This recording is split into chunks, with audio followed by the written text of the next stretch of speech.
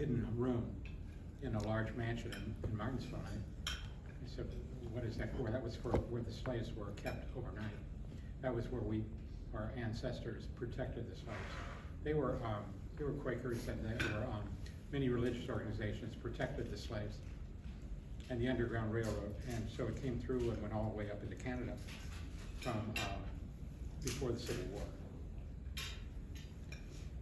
And so that's the story on the Underground Railroad. And I'll give another presentation. Of course, the slaves came from Angola and other places in Africa, but when they got here, there was a revolt, and the families that helped them always remember that. So now I was thinking we might have an Underground Railroad in reverse, trying to keep people in the country rather than get them out. Think about that one for a second. All right, so here's Lincoln's Gettysburg Address, November 19th. That's right, yeah. 1863. 77 years ago, our fathers brought forth upon this continent a new nation conceived in liberty and dedicated to the proposition that all men are created equal. Now we're engaged in a great civil war, testing whether that nation, or any nation so conceived and so dedicated, can long endure. We are met on a great battlefield of that war. We have come to dedicate a portion of that field as a final resting place for those who gave their lives that this nation might live. It is altogether fitting and proper that we should do this. But in a larger sense, we cannot dedicate, we cannot consecrate, we cannot hallow this ground. The brave men, living and dead, who struggled here have consecrated it, far above our poor power to add or detract. The world will little note or nor long remember what we say here, but it can never forget what they did here. It is for us the living, rather to be dedicated here to the unfinished work that those who fought for have been thus far so nobly advanced. I'm not sure I read that correctly. The world will little note nor long remember what we say here, but it can never forget what they did here. It is for us the living, rather to be dedicated here to the unfinished work which they who fought here have thus far so nobly advanced. It is rather for us to be here dedicated to the great task remaining for us, that from those honored dead, we take increased devotion to this cause for which they gave that last full measure of devotion, that we here highly resolve that those dead shall not have died in vain, but this nation under God shall have a new birth of freedom, and the government of the people, by the people, and for the people shall not perish. Amen. Amen. Thank you. Thank you, Greg. So we have a lot of club announcements. So since 1976, we've welcomed 903 students to the Circle of Valor and awarded $1,346,100 in scholarships to 200 students. I'd like to read a thank you note from Tiana Harrison from Lawrence North High School. For 50 years, high school girls have been proving just how much the girls' game has grown and just what we are capable of on the basketball floor. For many years, the Optimist Club of Indianapolis hosted a lunch to recognize state finals players. This event returned in 2024. The Kiwanis Club, in partnership with Pacers Sports and Entertainment and the IHSAA, welcome players from the girls' Final 8 teams to come together for fellowship at Gainbridge Fieldhouse. This year, Indiana's first Miss Basketball, Judy Warren, will be providing an inspirational speech. Lunch is February the 25th. See Kelly if you're interested. You'll be awarding another scholarship on Tuesday of $1,500. It's an academic MVP to a girls basketball player.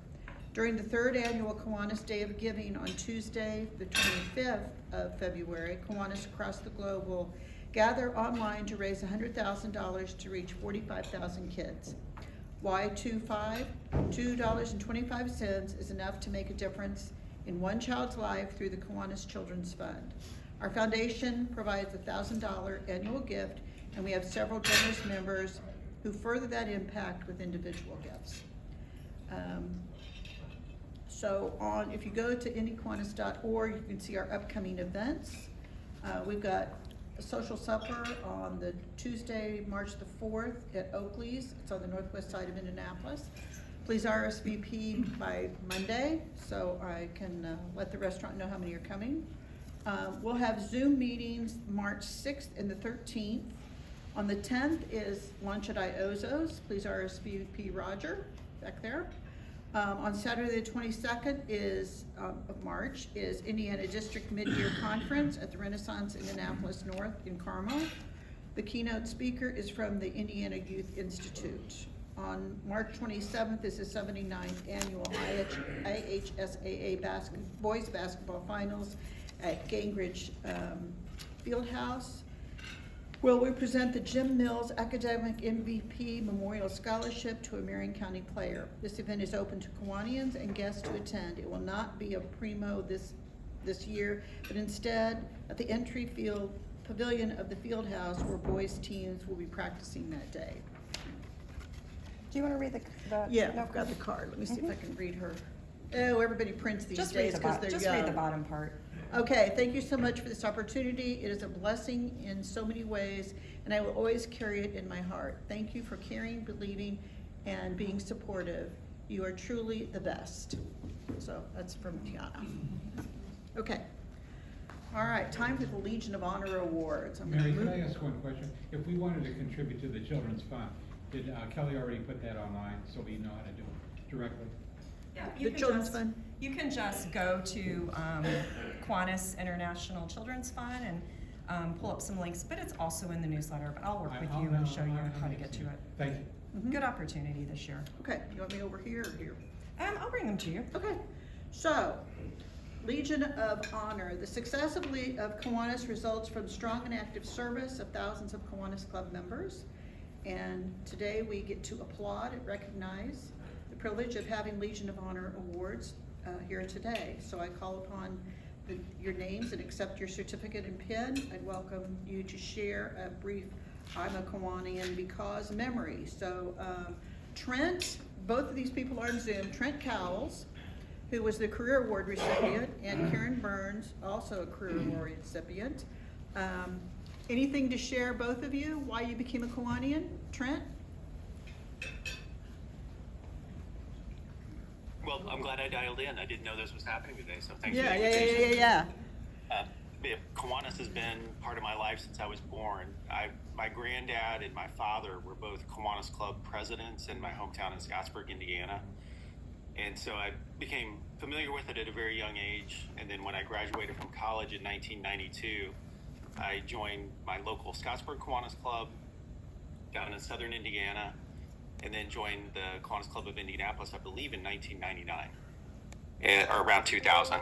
So it's been a huge part of my life in so many ways, as far as the friends I've made, the people I get to interact with, and it's a great way to combine philanthropy and the desire, convenient outlet as far as helping the community and giving back, while being around an amazing group of people. The people in Kiwanis are what make it so enriching and so powerful and moving as a person, is being around people like all of you in that room and building friendships, building relationships, working together to do good things in the community.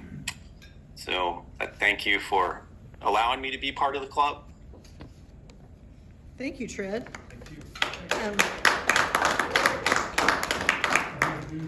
Karen Burns is our next Legion of Honor 25-year recipient. Karen, any words of wisdom for us? Oh, I certainly agree with many of Trent's sentiments. I joined when I moved to Indianapolis because I wanted to engage in the community and I wanted to be a part of this community. And I loved the fact that Kiwanis gave me an opportunity to meet with people who I probably would never have met otherwise. They come from all different parts of the city, different professions. And like Trent, I've been so honored and lucky to know the people who are members of Kiwanis. And it has been an honor to be a part of this group and to do the kind of work that we do that impacts and changes lives of children and adults in our world. So thank you. Thank you. We love having you part of the club. You bring a lot to the club, as every member does. So we appreciate your continued service. For 30 years, Mike Renninger, who is not able to be here today, but someone who is Carol Orbison. 20 years, she has served on the Abe Lincoln Committee as well. Very engaging, and we love having her here. It's always good to have a judge in the room.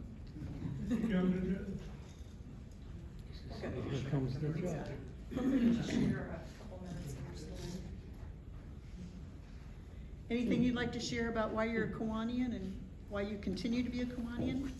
I think that when I first joined, I had basically little idea of everything that this club does. And I have been enriched year after year after year by all the opportunities to meet new people, to participate in programs that help people. And I just love this club.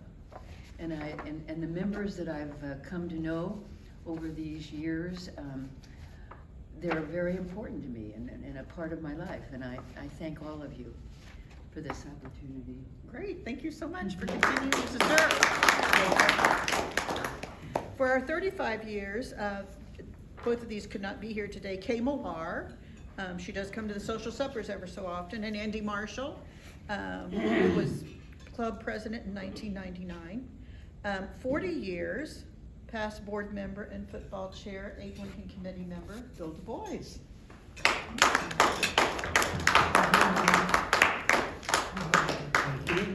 Words of wisdom? 40 years seems like yesterday. Over the years, there's been a lot of great people that are part of the club, and we've all tried to do good things for the community, for young people. That's what it's all about. And great times with each other over the years. So I appreciate it. Thank you.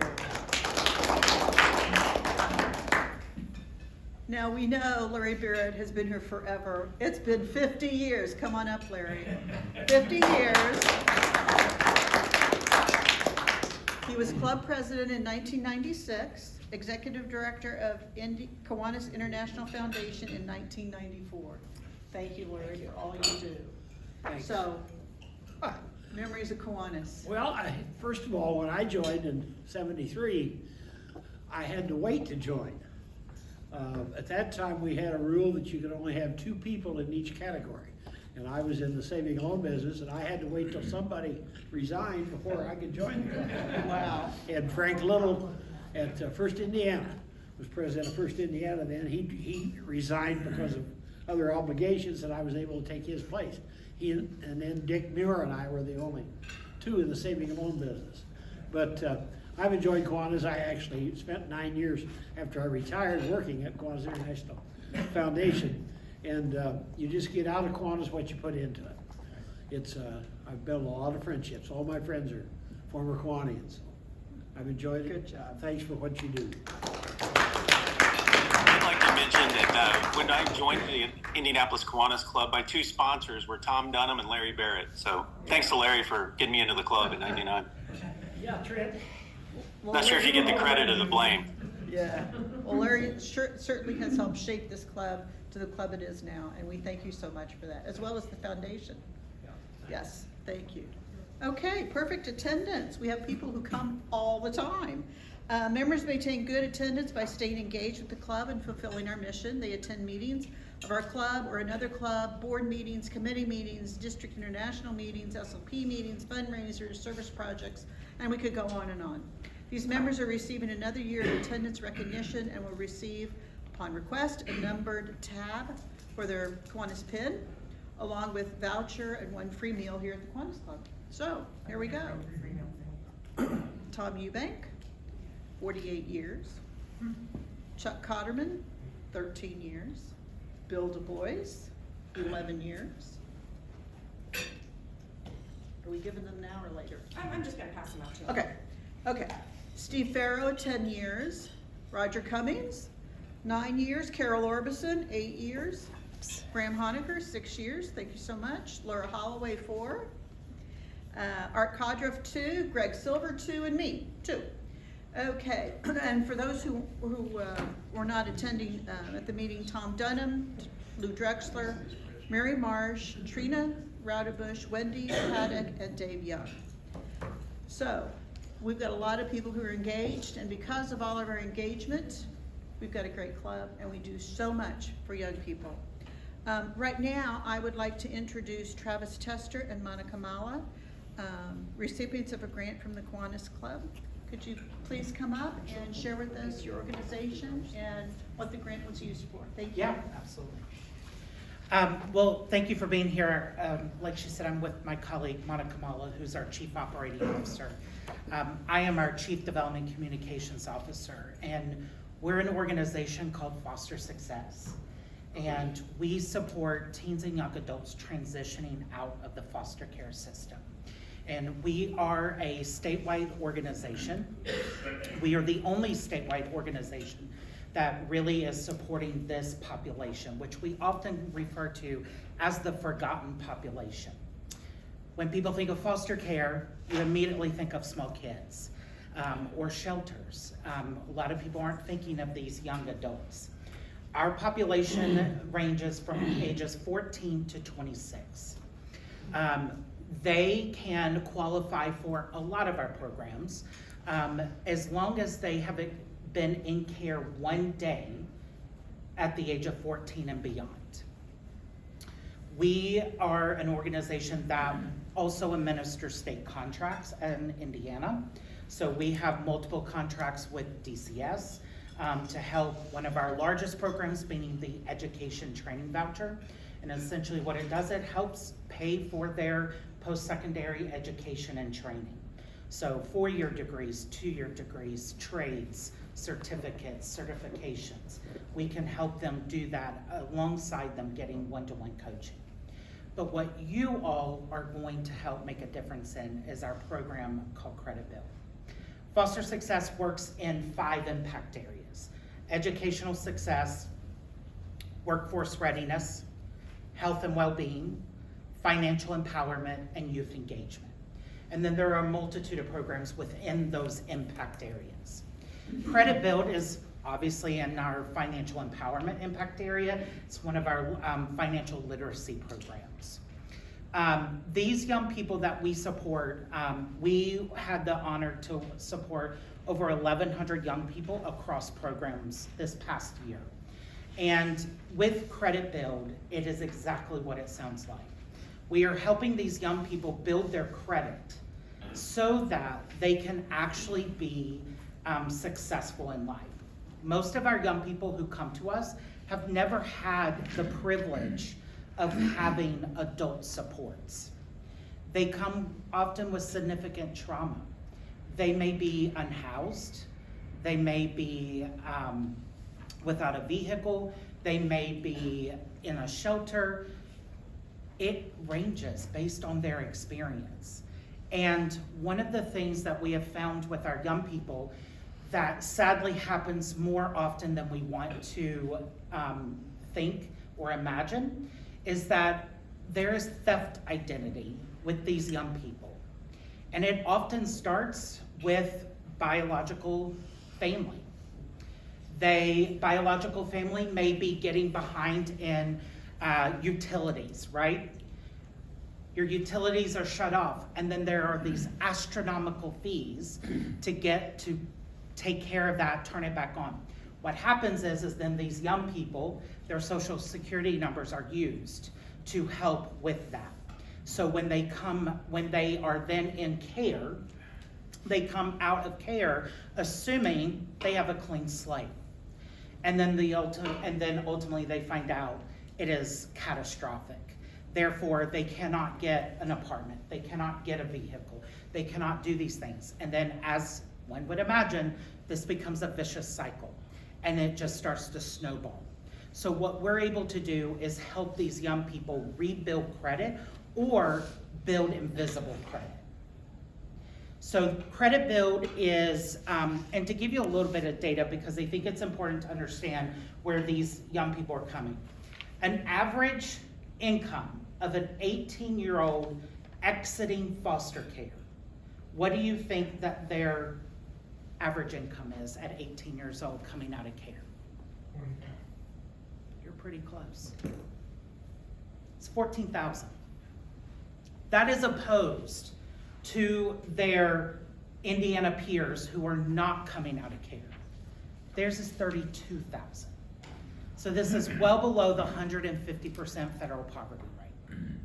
So we are working with these young people where they have a lack of credit education, which we all know. I mean, I remember going to college and I started getting all these credit card flyers, and I actually applied for 2 of them. And my grandfather found out, and I will never forget the talking to I got. And growing up in the South, that's not a good thing. It is scary. And so, you have these young people who they see these things coming in, they don't know, they don't have adult supports. That is where foster success exists. We come in and we help with being those adult supports to give guidance, to give them a safe space to fail where it will not hurt them in the ultimate position.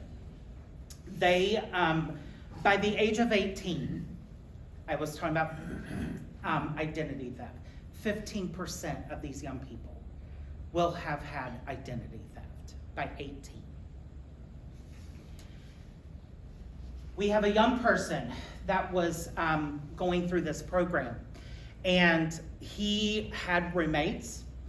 They all had co-signers for their apartment. Well, if you've had kids or grandkids or niece, nephews, or know someone, you have to sign their deposits, and generally you have an adult will help you co-sign to help with that. Because he didn't, his security deposit was 3 times more than the rest of his roommates. Our young people fall behind because of these issues, because they do not have those people they can call upon. So we help them build credit through this credit build program. And what this is exactly what it sounds like. They're building credit. They're building invisible credit. We have partnered with an organization out of Missouri, and they will make 12 consecutive payments of $25. So if you do that math, that's $300. But that builds their credit. And we have the ability to work with this particular program that if for some reason a young person were to falter on these payments, we can actually stop it from being reported. So it will not adversely affect the credit that they have already built. Over the last few years of this program, more than half of the young people who have gone through this program have increased their credit score over 100 points. So by the time that they finish, and again, about half is experiencing invisible credit, so meaning they have 0 credit to their name.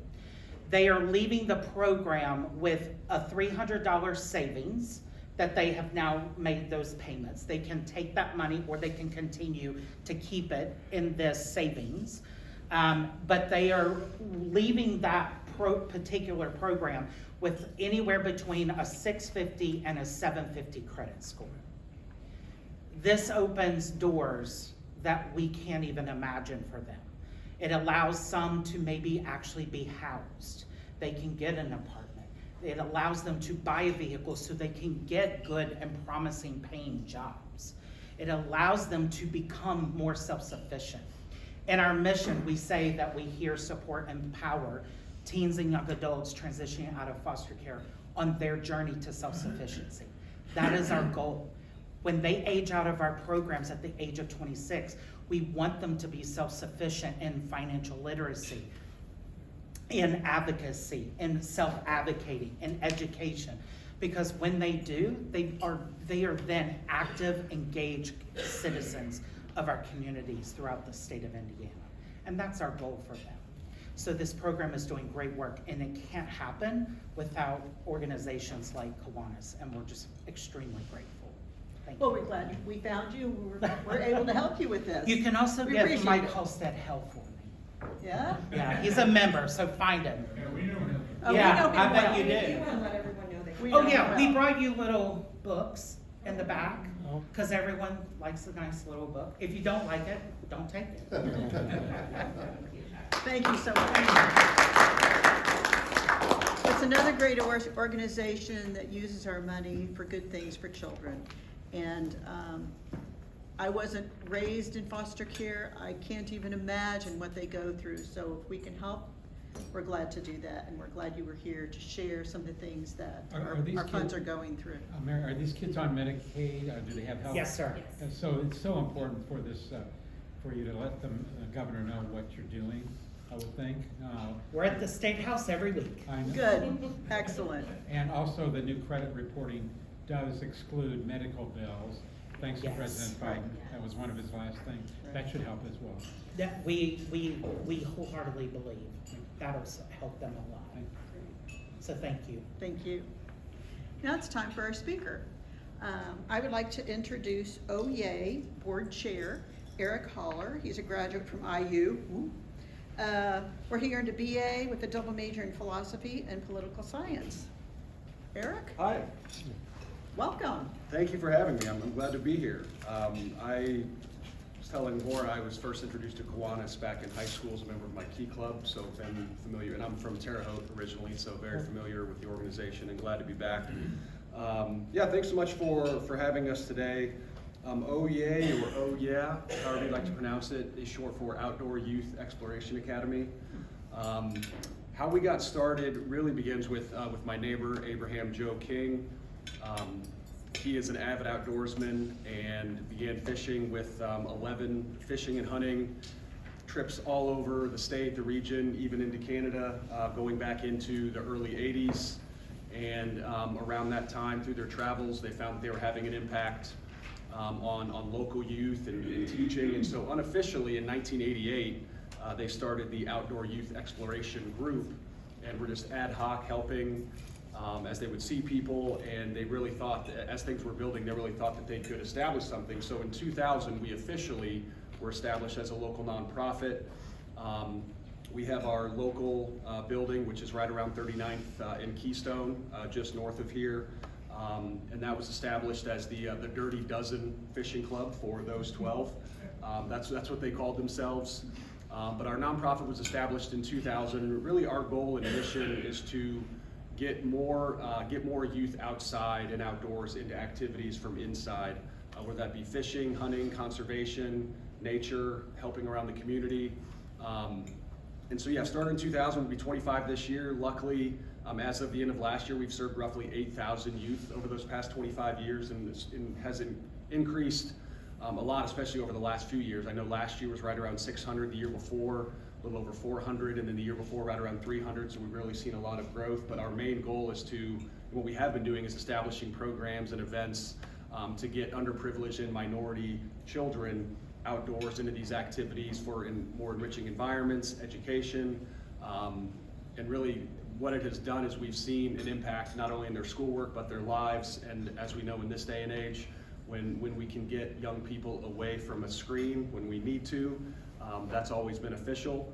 And what's been great, and I've been a member now for almost 2 years. I joined in 2003. I grew up being outside, whether it was fishing, just really being kicked outdoors by my mother. I grew up with 3 brothers, and so it was, no, you gotta get outside, come home for dinner, things like that. And yeah, I bought my house in 2001, and then through my life and so my education, I'm now a financial and workforce management consultant.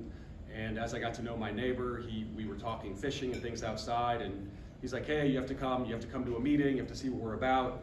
And once I learned, what was going on and how we could get involved and how many people we were impacting, I was just like, great, I'd love to volunteer, would love to help in any way that I can. And it turned out that I can help with the finance committee, of which I'm the treasurer, and then also with the fundraising aspect. And so what we do pretty much every year, and there are some ad hoc events we have at our facility at 39th and Keystone, we have the space where we can conduct fishing instruction classes, archery instruction classes. So that's great to really establish the foundation for new members. We've been able to really branch out with other board members. We are heavily affiliated with a young group for young boys, 6th to 8th grade, called Boys to Men. Their founder is also a member of the OYEA board, and that's been a great filter for us to get more people involved. So we do four fishing classes a year. We do 6 fishing outings where we're going all over the state, usually taking upwards of 20 to 25 kids per time to go fishing and get them outside once they've had that instruction. Same thing with the archery. There's a lot of an instruction involved with that if you've never done it before, but everyone that we have is licensed. And 3 members of our board are licensed in both of those, so that's how we get the instruction out there. And then obviously our founder and president, Joe King, is very, obviously very involved and knows all the education. And then every year we do a Fall Creek cleanup. We actually have it coming up in March, where we usually get usually with volunteers and everything, it's usually between 30 and 40 people to really help clean up, because that's kind of our home base is the Fall Creek area. And then we do all those things are fun as well, but we also we have 3 annual, what we call really fun events, where we're able to take up to usually 65 to 75 kids each time, where we take people to the Indy 500, the Brickyard 400, take them to the state fair. And what I've really enjoyed is not only seeing the impact and seeing our numbers really grow, of getting more people involved and getting the word out, because mainly that has been our main source of getting people through the door is through word of mouth. But over the past year, we have established a brand new website, which is great. We've never had that before. Through myself and our other finance committee chair, his name's Glenn, who's a retired controller from GE. We have online banking, and so which we've done everything by check before, so we have all that. We have a PR committee, which has been great. So really, it's been a lot of infrastructure establishment over the past year and a half or 2, even though we have been around for 25. It was essentially our president, Joe King, running everything with some part-time volunteers, and we are all, other than him, we are all part-time volunteers. We all have other day jobs or are retired. But we've seen the board grow. From when I joined, it was only 4 of us, and now we're up to 11 people. So we have a lot of hands in who are really able to help and just want to see an impact. But yeah, mainly I would say we don't have an age, I guess, threshold, if you will, but usually around like 14 or 15 is the top, but as young as 8 years old. And probably I would say our proudest achievement, if you will, is in 2000, a quote unquote alumni of our program at OYEA was named the first Black DNR conservation officer in the state of Indiana. And he's a very avid participant in our outdoor activities. And yeah, we're just excited about where things are going to have, really established infrastructure. Our president, Joe, is at the age where it's going to be time where he cannot be doing everything full time anymore. So it's been great to establish a foundation. I'm excited to be a part of it, and obviously very excited and honored to be speaking with you all today. We better have questions for our speaker. Oh, yes, please. Questions, please, open for questions. And I was going to hook up to AV, but we do have our website. It's very easy. It's OYEAindy.org, where we have all of our programs. We're still getting our internal calendar established on there. Everything's been on paper until very recently. Yes, sir, go ahead. Curious, what's your annual budget? Annual budget for 2025 is going to be around just north of $70,000. And everything we function on is by donation, several in kind, but we've been able to establish some good partnerships as well, such as Lilly has probably been our biggest one thus far. But yeah, that's roughly around $71,000. How do the students find you, or the kids find you? A lot of it has been word of mouth and through the school. So we are affiliated with the Parks Department, which has some connection to the schools, and that's mainly through archery. But 2 of our board members are educators. One of them is the founder of that Boys to Men group that I was mentioning, and he's been great at getting more participants. But a lot of it is through word of mouth, and through education. And now that we do have our website, and as more people hear about us, that's how we've seen, especially our numbers grow in 2024. Do you have any summer camp programs? So we don't have any camps, but we do have our scheduled. We have fishing classes and fishing outings, as well as archery classes and archery outings. So not camps per se; those are more day events. But that would be, I guess, the closest parallel. And you do this throughout the year, like archery indoors, or? It is mainly through the summer months.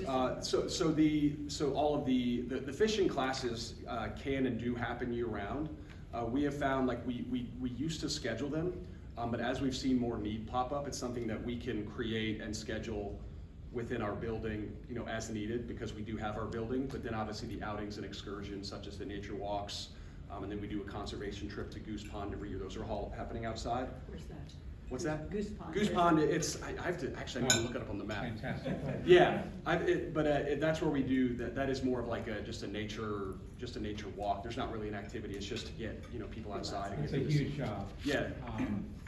Governor Daniels set up thousands of acres of wetlands. Mhm. It's near Spencer. That's Oh, right. okay, Yeah, Spencer. Something That's to right. see. It's got every imaginable bird, we talked about last week. Yeah. From pelicans to cranes, and it's a wonderful place to walk around any time of the year. Mm-hmm, mm-hmm.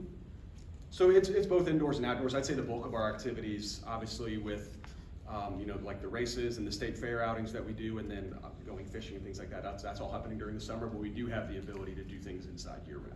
But we do tend to see more participation when school is not particularly in session. Can you talk a little bit? Oh, about yes, the thank shape you. I forgot of about that. the whole- I even talked to Amy this morning. I was like, I have to mention this. So this is very cool. I have not had the opportunity to watch it due to my day job, but it's an award-winning documentary that came out last year. It was released last year in 2024. It's narrated by Academy Award winner J.K. Simmons. It's called The Fish Thief. And what this documentary explores, I just saw it last night. there we go. Last night. It explores for lack of a better phrase, the we'll say disappearance, but near decimation of obviously the biggest freshwater bodies in North America, the Great Lakes, in the early 20th century, how fish were just disappearing. A lot of it was overfishing, damming and bridging and things of that nature. But it's a very, very neat documentary. And our president, Joe King, is mentioned and we are discussed, his group is discussed in this for roughly 6 minutes. It's near the end. Yep. So yes, thank you very much.